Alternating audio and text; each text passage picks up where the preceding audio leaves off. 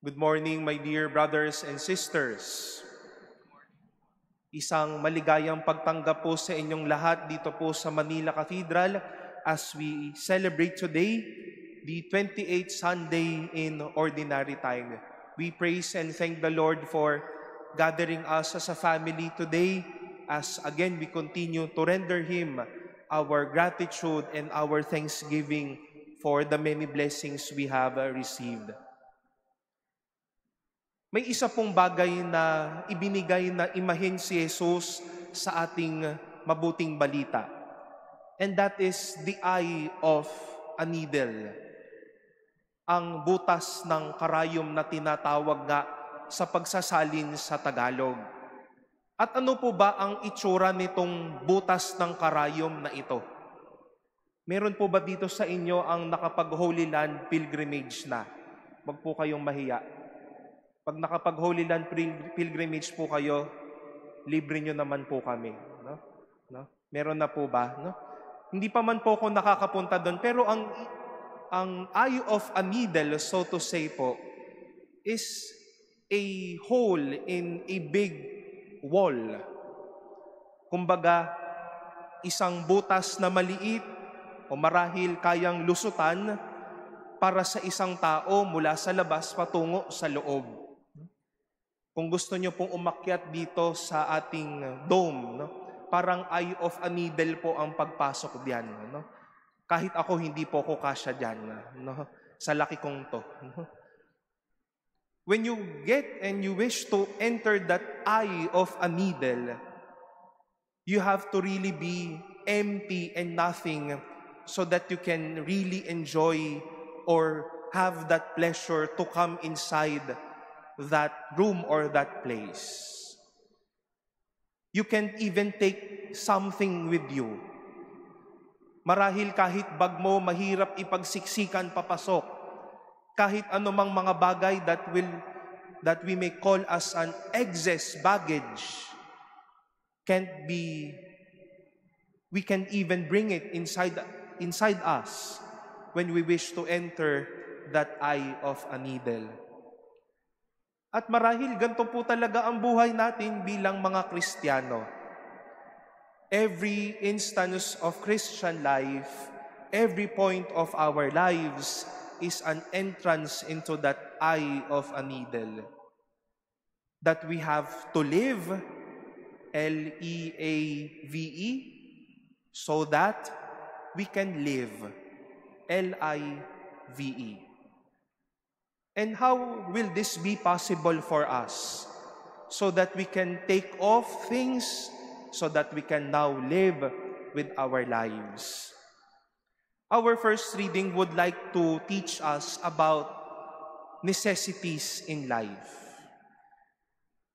Isang tao ang nagsasalita po sa atin kung papaanong nakita niya ang yaman ng karunungan ng Diyos kaysa sa mga yaman na mayroon siya.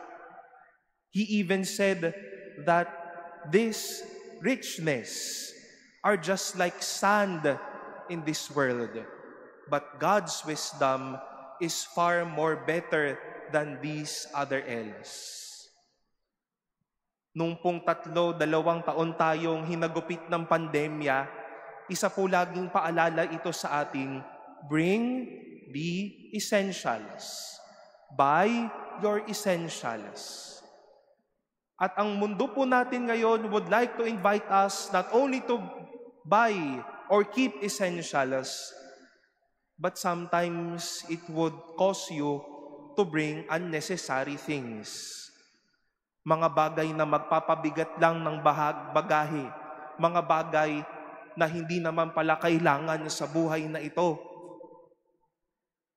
And for us to enter that eye of a needle, then it is for us to know, to embrace, to see, and value essentials in life. But more than knowing what is essential, may isang bagay pong gustong ituro si Jesus sa atin ngayong araw na ito.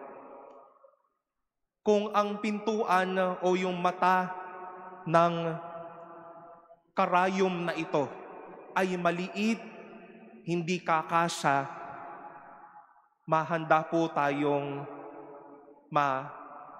mawalan, ihanda po natin ang puso nating masaktan, ihanda po natin ang puso natin para maturukan ng salita ng Diyos. The letter to the Hebrews would like to remind us of this, that indeed, the Word of God is living and effective, sharper than any two-edged sword, penetrating even between soul and spirits, joints and marrow. Ilan po sa atin dito na kapag ka nagsisimba, would like only to have that good feeling. Nagsisimba lang ako, Father, so that I can feel good. Paano pag sinabi ko po sa inyo na sa kada papakinggan po natin ang salita ng Diyos at kada magdadasal po tayo, God would like to strike you with that sword. And He will not stop until you say, ang sakit naman nun, Lord. At every time we hear the word and pray, yes, it is for us to receive consolation, but sometimes it is far better for us to be hurt. Na unti-unti rin tayong mahiwa, matanggalan anuman ang mga hindi totoo, anuman ang hindi pa karapat-dapat sa atin, so that we can now enter fully into that eye of the needle. When we enter that eye of the needle, be ready to live so that you can live. Madami talaga tayong kailangang bitawan para mabuhay tayo na magmuli. Madami po sa atin dito gustong makinig sa misa, gustong makapagdasal ng maigi, pero tignan mo kamay niya, nasaan? Nasaan ang kamay? Nasaan ang mata? Ano-ano pinagtitiningin dito sa loob ng katedral? Hawak-hawak kung ano ang magpapagiliw. Hawak-hawak ang wallet, akala mo mawawala naman. Iniisip na kung ano ang tanghalian mamaya. Akala ko po ba gusto ninyo magkaroon ng buhay at mabuhayan? Then at least for this moment, leave it for God. Madami po sa atin dito, Lord, I want to be healed, I want to be well, I want to have new life, embrace new life. Tignan mo, lahat ng mga triggers nandyan.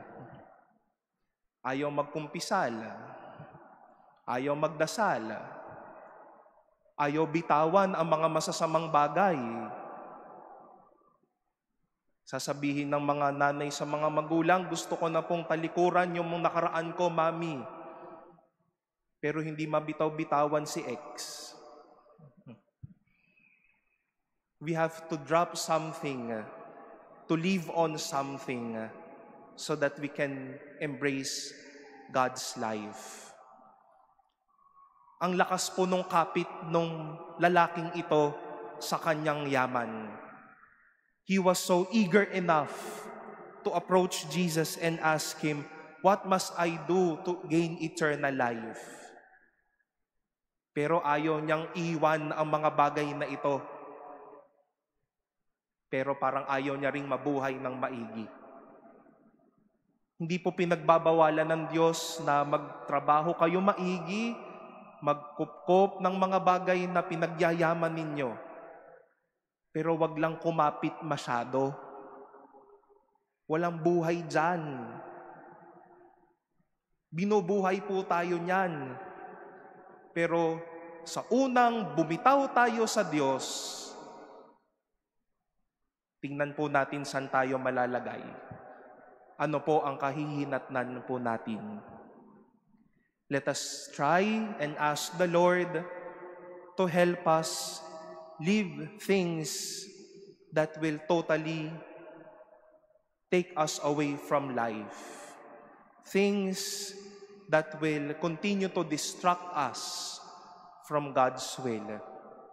And as we leave things behind, as we surrender things behind to God, know that it is God's life, and God's graces that will be for us.